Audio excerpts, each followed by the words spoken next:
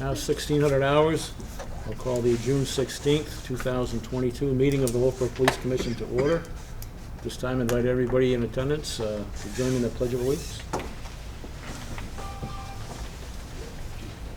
Pledge of allegiance to the flag of the United States of America and to the republic for which it stands, one nation, under God, indivisible, with liberty and justice for all.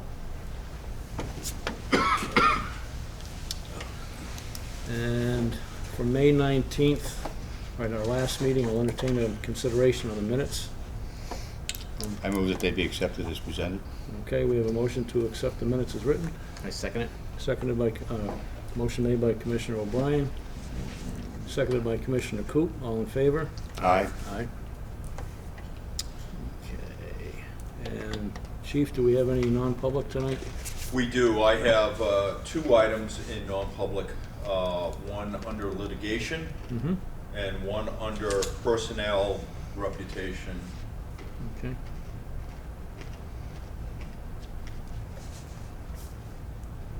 Thank you.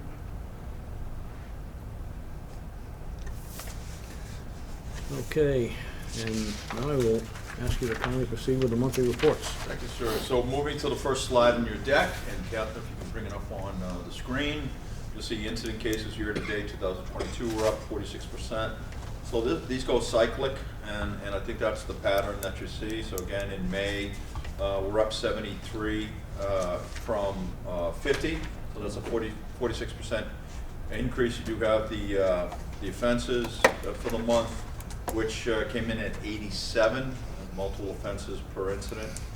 So again, not uncommon for the beginning of what is probably going to be a very, very busy summer. Arrest, moving on to the next slide in your deck, arrest year to date, we went from 29 to 35, that's a 20.699% increase. Again, not uncommon. You know, we tend to go in cycles. You do have, you gentlemen have the drill down data to see all the arrests. And I did, Bob, based off of your request, I did break it down by officer. So you'll see that in the report. Traffic stops year to date, we had a decrease, even though the arrow was saying an increase, we had a decrease of 20.524%. So we went from 229 to 182. So that is definitely a decrease. You do have the warnings. That's a 2-page document. Then you'll see the summonses there on the back, which ones were cited, and that comes out to 11 tickets that were issued. And what did that amount to on the slide? Let me get that slide. That's fairly low percentage. Yeah, 11 tickets given out for 6.04% chance of getting a ticket. So again, reflecting the educational attitude of the department, most stops result in a non-punitive warning. Collisions year to date, we're up slightly from 8 to 9. That's a 12.5% increase. And again, as we move into the busy summer months, that number will probably likely continue to increase, although we'll do our very best to keep it in the single digits. So the accidents by street name, you're going to see we had one on Academy Drive, one on Center Street, one on Cotton Valley Road, which is unusual, 2 on McManus Road, which is unusual, 1 on North Main, and 3 on South Main Street. So those were the locations last month.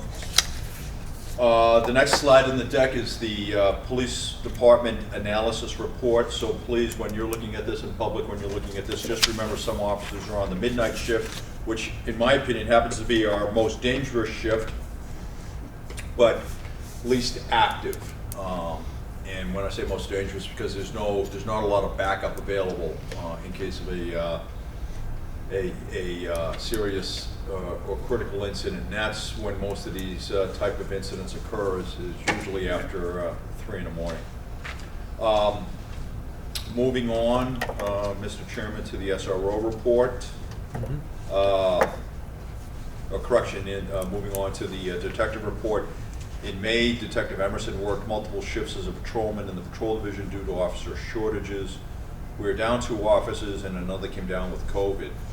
During this time, Detective Emerson handled multiple motor vehicle complaints, parking complaints, VIN checks, home and business alarms, welfare checks, motor vehicle crashes, medical emergency calls, citizen assists, and IEA assist at Huggins Hospital, directed patrols, walk-in complaints in the police department lobby, and multiple motor vehicle stops for a variety of violations. That is exactly what our patrol officers do every day. That's exactly what they do. So it's busy. While covering patrol shifts, Patrolman Emerson handed and or assisted with an operation after suspension stop, 2 separate drug and a motor vehicle incidents, and 2 separate restraining order violations, an electronic bench warrant arrest, minor in possession of tobacco, and a child endangerment call. All of these stops or calls mentioned above resulted in arrests. Additionally, Detective Emerson assisted with the seizure of motor vehicles suspected of drug trafficking. Emerson assisted with the search warrant and subsequent search of that vehicle, which resulted in the discovery of suspected drugs found inside the vehicle. Incidentally, though all of this while covering patrol, Detective Emerson handled a case presentation to the grand jury, which resulted in a true bill assigned and subsequent arrest warrant being issued. Because of his heavy caseload and the fact that he had been pulled into patrol due to officer shortages, Detective Emerson had little time to work on his current caseload, which involves sexual assaults and cases potentially dealing with the transmission of child sexual abuse images. Cases assigned and investigated: one assist to another agency, 3 restraining order violations, 3 drugs in a motor vehicle, 1 theft, 1 fraud, 1 electronic bench warrant, 1 grand jury presentation, which resulted in true bill, 1 sexual assault, and 1 endangering the welfare of a child. Percentage of cases closed this month is 58%. Percentage of new cases closed by arrest during the month is 58%. Percentage of entire case closed this month is 59%. And then you have his workload summary on the back. As a case in point, we were able to get Christopher Warren sworn in a part-time capacity. He is the department's newest investigator, and that's his job title as investigator. And he's been able to take some cases from Detective Emerson and to assist in that regard. Also taking cases from Mary in the school. He's taken a case from me and a case from the captain. So he's certainly earning his keep. This is long overdue, and he's such a he is such a godsend at this point. This is really good.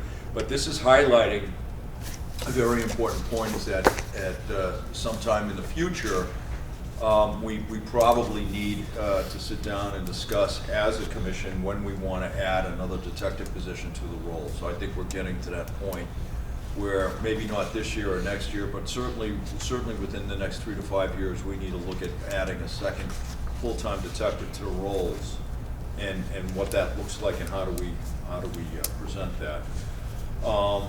So moving on, Mr. Chairman, to the School Resource Officer report. May was the 9th month of school for SRO Devine with 21 full days of school. SRO Devine responded to several incidents in the high school, middle school, and Crescent Lake School. SRO Devine wrote 1 accident report, 4 arrest reports, and 28 separate incident reports. SRO Devine participated in meetings regarding the Kingswood Next Steps team. This past month, SRO Devine investigated 5 physical altercations at the middle school and high school. 1 student has been petitioned to court for assault. 2 cases were closed due to a voluntary request of waiver of prosecution by the victims, and 2 cases are still under investigation. Additionally, SRO Devine investigated a violation of a restraining stalking order which occurred at the Kingswood campus. SRO Devine drafted a warrant, and the suspect was later arrested. The Carroll County Attorney's Office is prosecuting the case, so that's a felony. SRO Devine took a report from a student regarding a prior assault in jurisdiction. The report was forwarded to the responsible investigative agency outside of our jurisdiction. SRO Devine assisted the following agencies involving investigations this past month: DCYF, New Hampshire Fish and Game, Ospey Police Department, Bow Police Department, Durham Police Department, and an out-of-state agency. 1 student was found in possession of a vape pen at the high school and had received a summons, as this was his 2nd offense.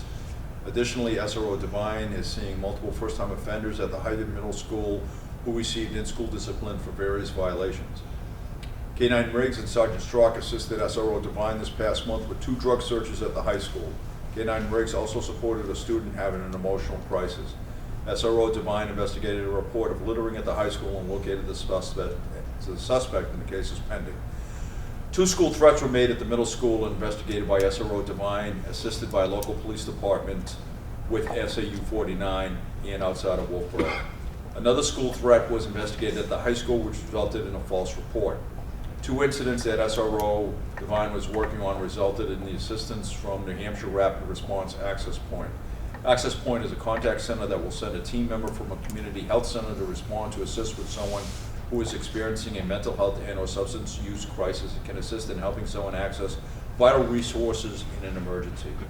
So for more information on that, you can log on to www.nh988.com.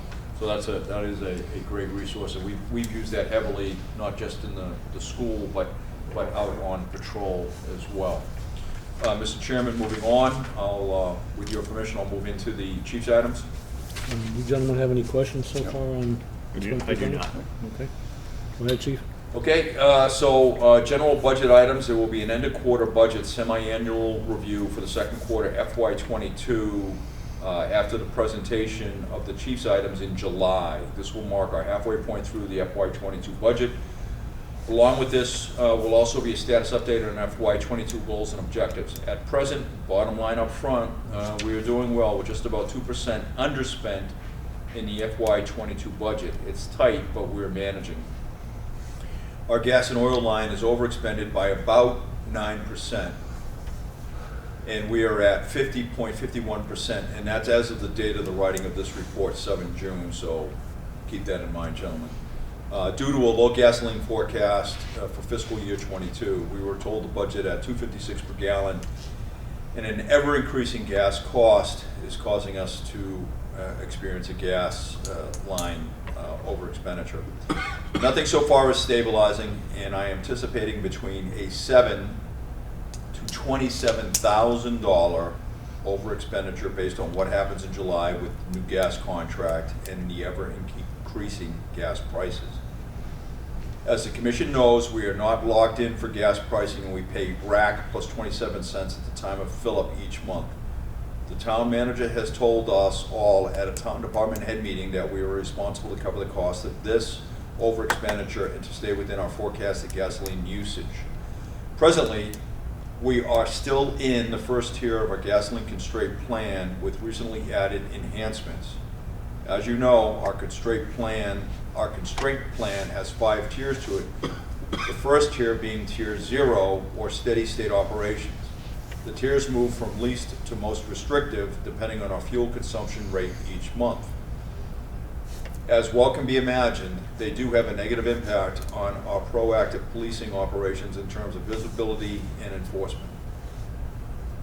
The good news, gentlemen, is that our consumption constraint plan is working, and you know, we're down about 60% in gasoline usage as of the writing of the report.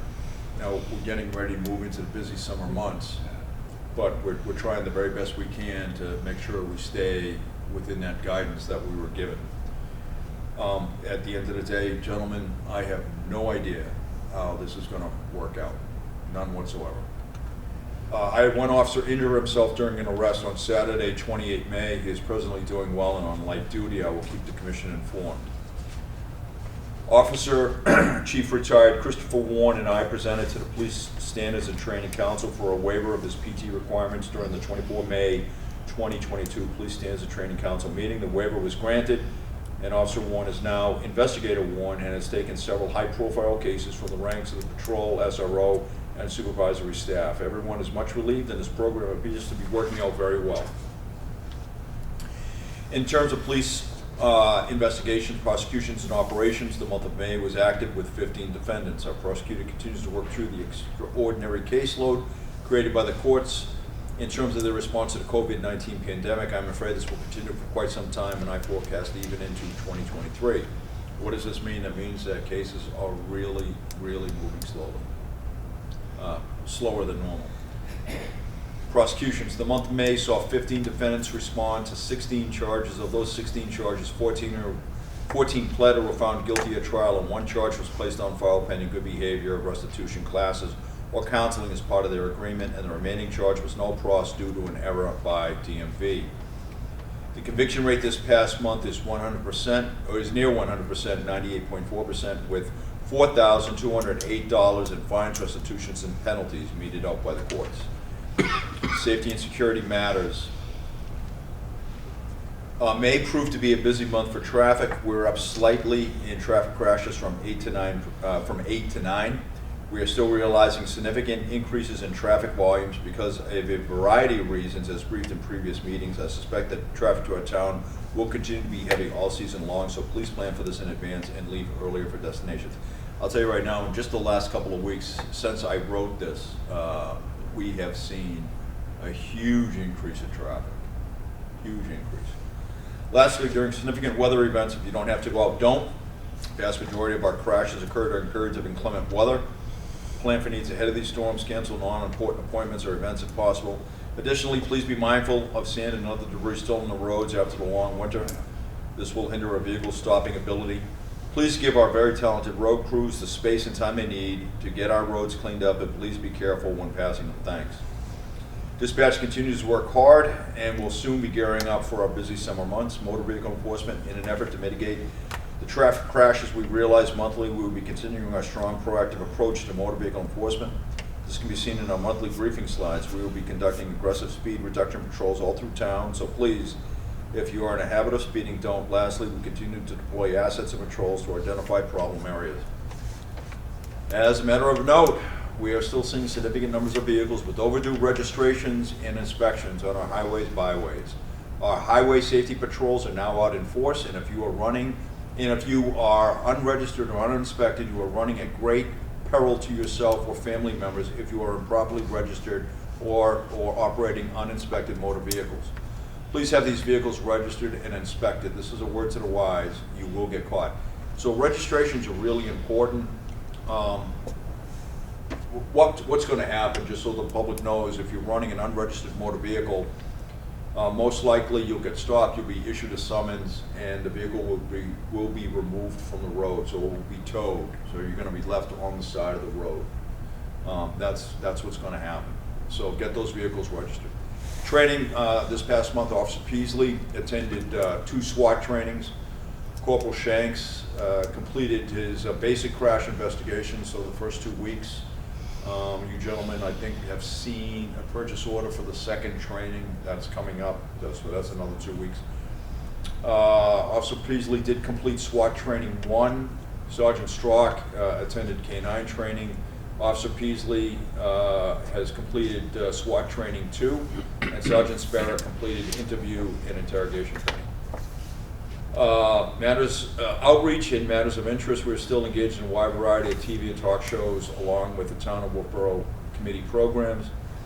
And safety tip of the month, please watch for our talented road crews who will be alongside our roads getting them cleaned up and ready from the long winter. Give them the space they need to work safely, and please slow down when passing them on the sides of the roads. We thank you. Gentlemen, subject to your questions, that's really all I have at this point. We do need to move into the non-public session. But before we do that, we need to go into, do you have the enhanced slides, brother? Yeah. On that, for that particular slide. So if you're looking at your enhanced presentation copy, you'll see I did just a brief review of where we're at on the budget and looking at gas consumption, and this is something I'm going to continue to do for the next month to keep the commission informed of where we're at, because the gas situation does impact negatively on the overall budget. One of the things that I want to highlight to the commission is that where I'm being held accountable to the budget, and I'm not allowed to go over budget, there are certain things I have to do when I know that I'm going to have an over expenditure in a line, and that's I have to underspend another line to make up for that. So we have some key pieces of equipment that we're not able to purchase, at least right now, and then I had to postpone the reorganization of the animal control officer and municipal conservation officer positions that hopefully we'll get an opportunity to discuss. Right now, those are really bill payers for what is most likely going to be a pretty significant gas over expenditure. Back up, Captain, one slide. So please, gentlemen, take a look at this this one slide. I think we're doing okay. I think we're doing okay. One of the things I do want to point out is that when you're looking at the dispatch line, and that'll come up in the next slide that the captain's going to show, the reason that's showing that we're running a little hot, approximately 1% overspent, it's due to fiscal year 21 money that was brought forward and spent at the beginning of January. So it was money that we already had in the fiscal year 21 budget, was brought forward into the 22 budget, was spent in January, and that's making the budget look more expended than normal. If we prorate that amount for 12 months, we're actually underspent by about 0.7%. So I've done the deep dive and prorated that amount, if you can follow me. Mm-hmm. Gas is running hot at approximately 9% overspent, and highway safety money not reconciled until the end of the year. We're running approximately $7,500. Is that a correct amount, Captain, or is it? No, it's a little bit more than that. Say again? It's a little bit more than that. Okay. So we're in that neighborhood. So what does that mean? That means that money is going to get paid to the general fund, but it should show up as a revenue. So where we have a debit on one side, we should have a credit at some point. It should reconcile out. Because right now that money, that extra $7,500 is coming out of my overtime line, if that makes sense. Mm-hmm. Next slide, please. So when we looked at this, we were in the 22nd week for payroll deductions. We're in the 23rd week for just about everything else. That's just the way they pay the bills. Next slide, please.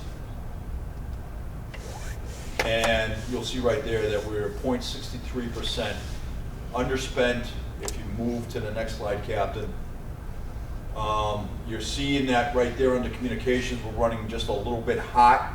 That's slightly over 1% overspent. Again, that's due to a lot of the January money and yearly bills that were paid out in January, but in order to get an accurate reflection, you would have to prorate each one of those bills each month in order to get the accurate percentage. Next slide. So I think there's one more slide that will give an overall. There you go. So that's really that's the money slide right there. We're actually doing pretty good. We're just under 2% underspent overall, so we're doing okay. The reason I got the 36,163 number underlined, because those were the prior year encumbrances that were carried forward. They carried forward basically 36,000, almost $36,300 forward from fiscal year 21 into fiscal year 22. Those bills were paid, but it makes it look like everything else is running hotter than normal. Did I say that correctly, Shelley? Or Sherry? Okay. Good. Get the thumbs up. Sorry. That's it. Okay. Next slide, Captain. That is it. Okay, so that's it, gentlemen. Your questions, if any. We're seeing any effect, patrols, the effectiveness of the patrols because of the restriction, or? I'm not. The jury's still out on that. Okay. I'm not thinking so. I'm thinking, Mr. Chairman, I'm thinking that we're still stopping cars, we're writing tickets, those types of things. You see that from May, we were at 6%, which is still pretty healthy. In my opinion, you start getting over 10%. I think 10% would be where you would want to be theoretically, if life were perfect, Mhm. you'd want to be 10% tickets to stops, I think. I'm okay with it being a little under. So no, I think we're fine. I think we're doing okay.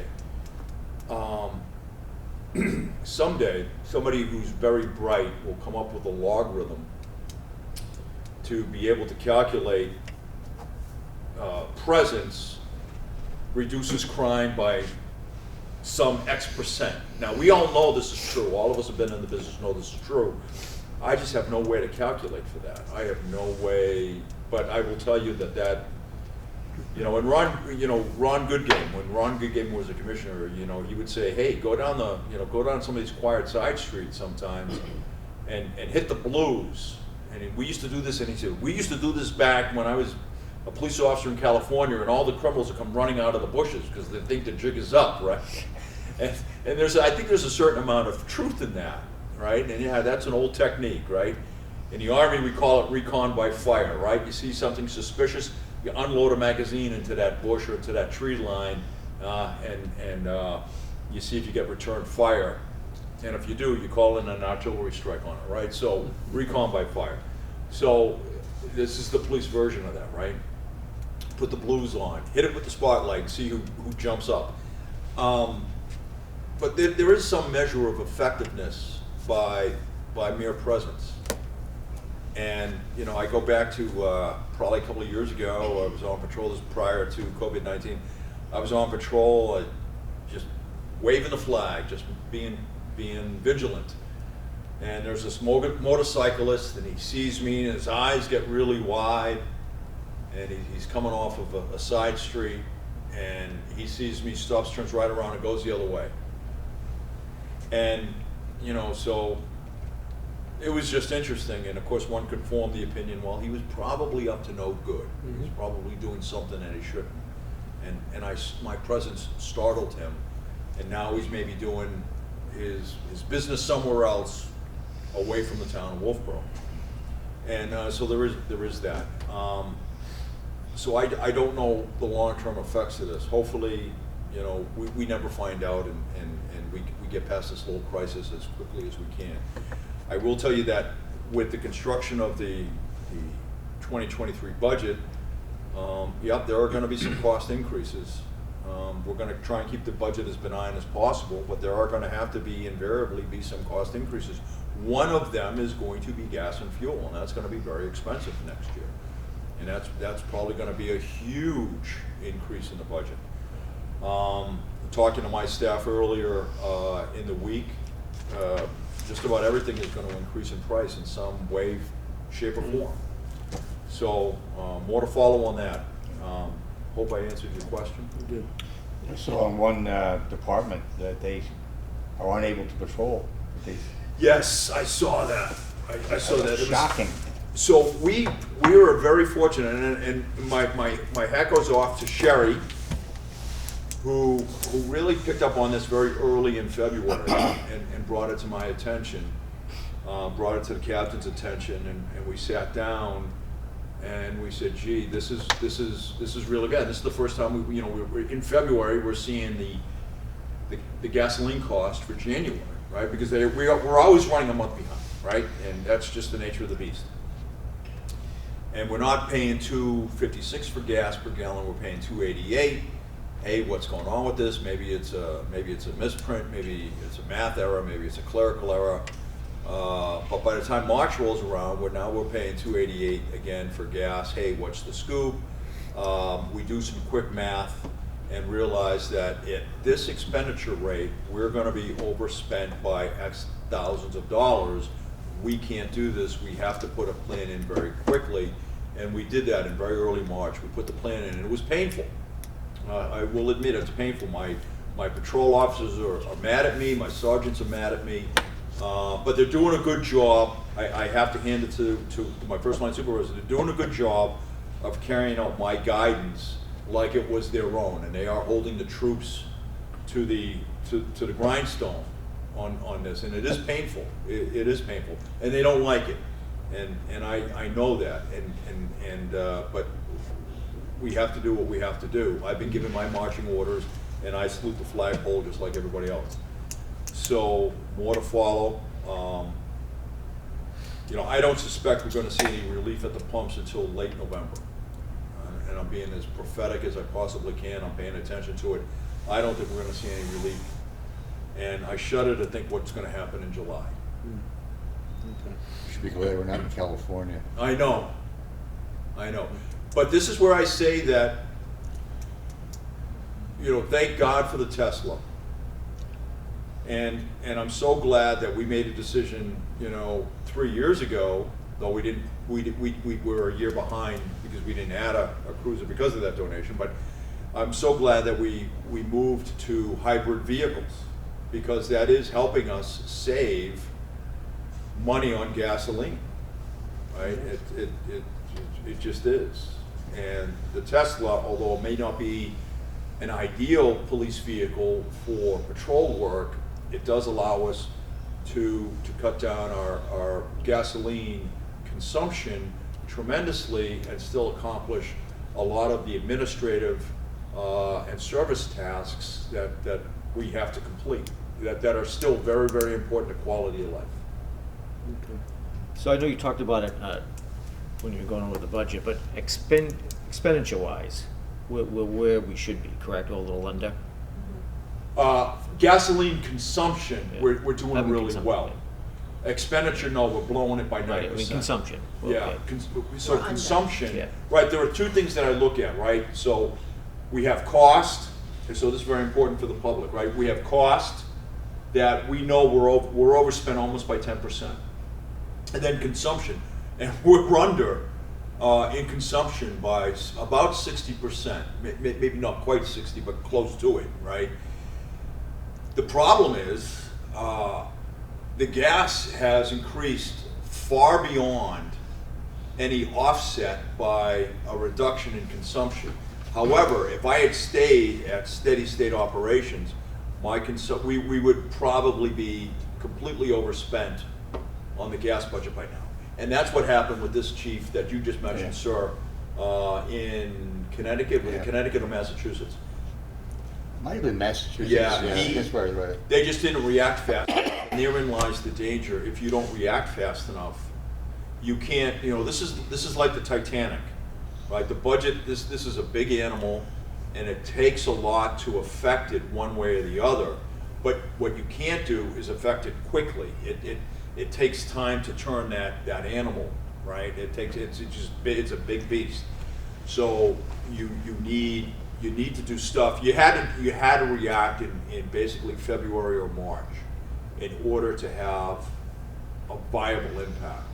Because doing it now isn't going to do, you know, I mean, don't get me wrong, anything that you do is going to be good, but you're not really going to see, you'll reduce your over expenditure, but you're going to be tremendously over expended. And I fear a lot of, you know, agencies throughout the state just didn't react fast enough. We'll wait and see. But yeah, I'm not surprised at that. He clearly wasn't able to react fast enough for whatever reason. You know, maybe the scariest thing is at the end of the year, you have departments, not necessarily ours, because I think we're on top of things, but who face that legal requirement to be at the budget without expenditure, over expenditure, and that could have some bad results. That could be doing it, yeah. And you know, I'm not going to comment on that. I did read that article, and it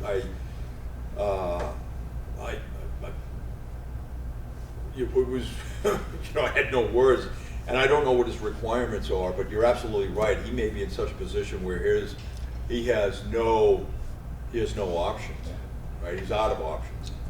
And I'll tell you, with these gas prices, it won't take long for a budget to be burnt out. And we were woefully underfunded in gasoline.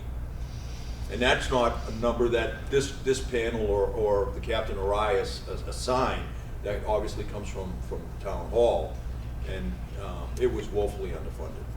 Yeah, so we've spoke to Jim Pinio about this, right, at length. Sure. And so my understanding, and I understand it's your responsibility to manage the budget and move some monies around to cover that as best you can.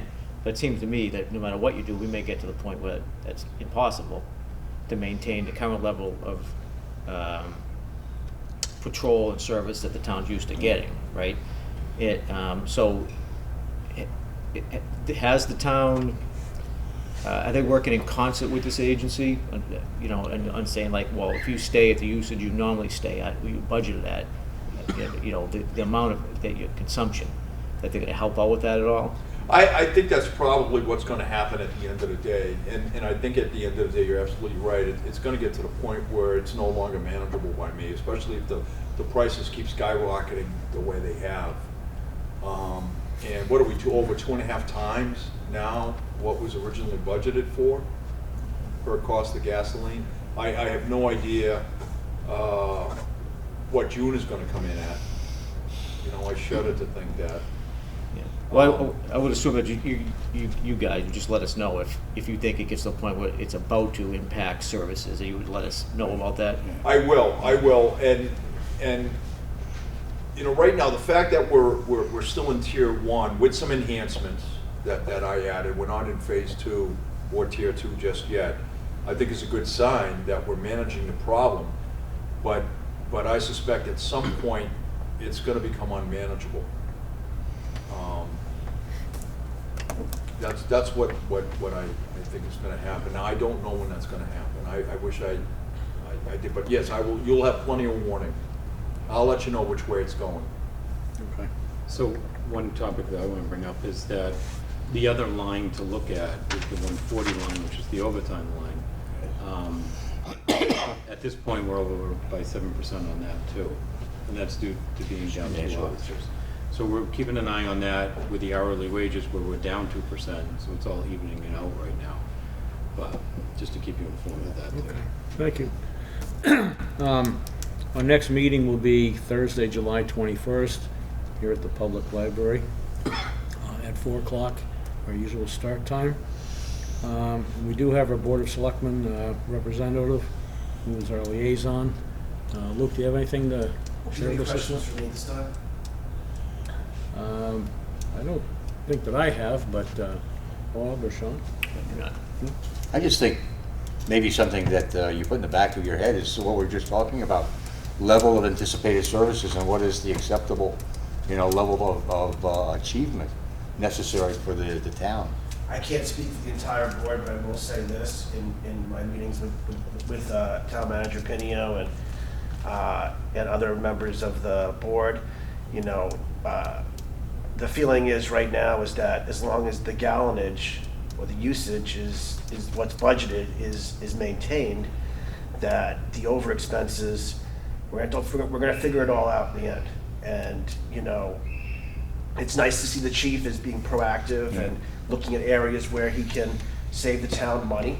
All department heads obviously need to do that. We're in unusual times. No one anticipated gas going to these prices. But as long as the usage gallonage is maintained at this moment, and I believe that's what everyone's using right now, as long as that's maintained, then you know, we'd like to see the same level of service that Wolfeboro is accustomed to. And at the end of the day, you know, we're gonna all need to come together, department heads and the town, and figure out, you know, going forward, as the season moves on, and depending what goes on with gas in the next few months, you know, how much are we gonna be over? What's the projection look like? And where can we find that money town-wide? You know, the town it's a very large budget, so we're lucky that we have areas that we can pull from. And seeing the chiefs being proactive, you know, hopefully other department heads are being proactive in, you know, in their fiscal conservatism in these unusual times. So, you know, I commend the chief and the board for being steadfast, and you know, the town of Wolfeboro and the Wolfeboro Police always provided an amazing level of service. So, and we expect that. We've become accustomed to it. You know, we're not some town in Mass that's dealing with that. It's because of the board and because of the commission and the chief and the captain that I think we're in that place. And the Board of Selectmen, you know, obviously has always been a big supporter of this police department. So, Thank you very much, Mr. Selectman. I really appreciate that. It is comforting to hear that the board is paying a lot of attention to it, and that potentially there was a plan moving forward. And I always kind of suspected that would eventually happen, but still at the same time, I feel it's my responsibility as a department head to not ignore this problem and to try to conserve where I can, where it's possible. And so, so so to speak, meet you halfway, which I think is more than reasonable, right? And being a team player in this thing. But gosh, what a problem to have. And we the three of us dive into this once a week. We're paying attention to what's going on, and it's maddening. It's absolutely maddening. Oh, And I think the huge part of thinking outside the box is what he did with the hire and the recommendation for you guys for Investigator Warren. And I think he emphasized some of the cases he's taken just the first week, and understanding what the school has increased with the amount of cases that SRO Divine is having, as we have shown you every month here. I mean, we're talking about 4 to 6 cases a week. So to keep up to it, she's become a lot of reactive instead of being proactive in the school, in the classrooms and everything, and meeting with the kids, just to catch up on the cases. His first day here, I took 7 cases from her and gave it to Chris Warren. He took 1 of mine, 2 of Staff Sergeants, 1 of the chiefs later, 2 of the Sergeant Strzok's, and he's doing 2 backgrounds for dispatch right now. This is long overdue. So that keeps our other officers out. Yeah, it makes the patrol officers more efficient, and gets them out on the road where they're more visible, and hopefully preventing crime, patrolling, meeting with town folk, and which is good. So at the end of the day, I feel comfortable, and I go back to saying I think we're going to be okay. At the end of the day, we're going to be okay. We're going to be great, no, but we're going to be okay. And I'm anticipating that we'll come in just at or just under budget. It might be close. It may even be closer than last year, which was closer than I ever wanted to get. Believe me when I tell you that. So we'll more to follow. okay. Any public input at all? Okay? I think if I could add one thing. Sure, go ahead, Sean. I'm sorry. Thanks, no, it's okay. I just want to run something by you guys and get your thoughts on this. So recently, as we all know, we've had a recent shooting in Texas at the elementary school.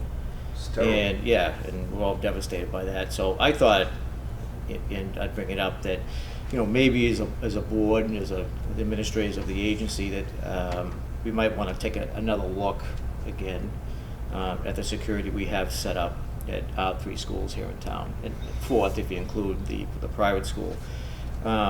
I think that's an excellent idea. Yeah. So what I was thinking of is maybe for the July meeting, we move it from here to maybe the Great Hall, and get the. I would love to get the SAU to join us in this, and have during our meeting time, some kind of quick public forum, and just ask all the stakeholders that are wishing to show up and get up and let us know what they expect and what they don't expect relative to school safety. And I look at that as just an opportunity for the SAU and us just to listen. I don't see at that point we should say much at all. I envision us just listening to what anyone that wants to speak in that subject. And again, I see that if I was a parent, I'd want to get up and have some input on that, and let's see what they have to say and what we can learn from that. And I think it's probably an opportune time to do that, and within certainly our responsibility to take a good hard look at it again. And I think we may be seeing it clearly in what the town and the stakeholders expect in that arena. We may not be. So let's listen and see if we can get a group together and hear what they have to say. What do you think? I'm digging it. July might be a little bit early, but we might have to try August. But I think it's a great idea, because any activity that takes place at the school is going to require, we want their obviously their input socially, but we also want financial input, because it's not something that we would budget for, other than the SRO position, but that's funded, by them. But, I think for the most part, the schools are doing okay. But I saw this years back, even at the middle school. When school is in session, as soon as that morning bell rings, the doors are locked. So you can enter into the vestibule, but you cannot go further without being buzzed in by. Carpenter doesn't have a vestibule. You call in from outside. And I'm not sure about Crescent, but I know at the middle school and high school, you have that vestibule, and you're kind of in there, and you're not. But in the mornings, when school is, when the kids are coming into school, those doors are open. And just, if you're lucky, there might be a couple of administrators, like the principal and vice principal, in that foyer area in the entryway, watching people coming in and stuff like that. But if somebody came running in with a weapon, they're in no position to stop them. So I think, and that's where the feedback from the school district is going to become important, in that, and it's going to have to take some, some brainstorming too, to try to mitigate these potential problems from occurring, because the vigilance level is greatly reduced at opening and even at the closing of school. So. I certainly agree. I certainly agree with everything that's been said. I think, Commissioner Coop, I think that was an excellent idea. I'm all for that. I do know that the superintendent is retiring. Kathy Buddy-Egbert is retiring, I believe, at the end of the month. Yeah, she's staying on to help the new Superintendent. Superintendent coming from She's already here. But from the city, right? So I think I echo what the chair said. I think August may be more appropriate, because it gives that superintendent at least 30 days under her belt to get acclimated. But I'll certainly bring this up to the current administration at the SAU and see if we can get something scheduled.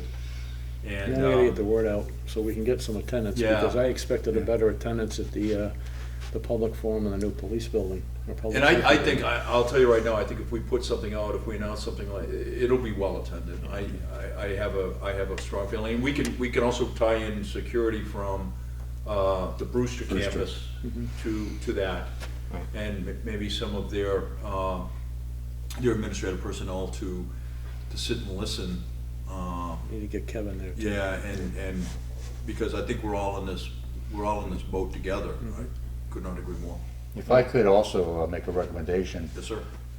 a risk assessment study. If it has been done in the past, it probably is due, for redoing it this time, looking at it with fresh Fresh eyes. yeah, and concerns, and also looking at possible answers being through technology, which is certainly available and more reasonably priced than when I was in the field. I agree, and it's things like this that have led us to join organizations like the Belknap County SWAT team. Right. Right. I mean, this was one of the things that was that we wrestled with, and we finally decided to pull the trigger on, no pun intended, because we felt that the threat was there, and we need to try to figure out a way to mitigate that threat, that danger, if you will. So I know most citizens don't like to think about things like this because it's distasteful and it's disturbing, but at the end of the day, somebody has to do it, and that's us. So I applaud you, Commissioner Coop. That's an excellent recommendation. Yeah, I think August would be fine, anytime before school, and certainly within, I didn't even think of that, but I knew there was a new superintendent coming in. I think to have her involved would be, yeah. Phenomenal. Yeah. Whatever we do, we want, as you said, we want buy-in from our stakeholders, and we want buy-in from the school community. Yeah, so I think, I envision just having it during our meeting time. We'll just, whatever the August meeting is, we'll say we'll make it for that date, as long as the superintendent can make it. I assume she can, I don't know that. And if we have to move it, maybe we'll move it, but I think that'd be easy enough if. Yes, you want. sir. It makes sense. We'll Sherry? take that as an Have to issue check to item, as see a if the, task, and program we'll is start moving available that ball that forward. day. Yeah, that's current too, it'd be right before the start of school, so it'd make a lot of sense, and, Yeah. Okay. you know, good, thanks, guys. Do we have any other business to come before the commission this afternoon? Any other questions, comments? No. Okay. At this time, I'll entertain a motion to enter the non-public session under RSA 91-A for two matters, one being litigation, the other being personnel, reputation. Do I we have- move that we go to non-public, Okay, or actually to conclude public and move to non-public. okay. Non-public. Moved by Commissioner O'Brien. Do we have a second? I second it. Seconded by Commissioner Coop. Roll call vote in this matter. Commissioner O'Brien? Yes. Commissioner Coop? Yes. And Commissioner Wood is a yes also. We'll stand adjourned for a few moments while we clear the room.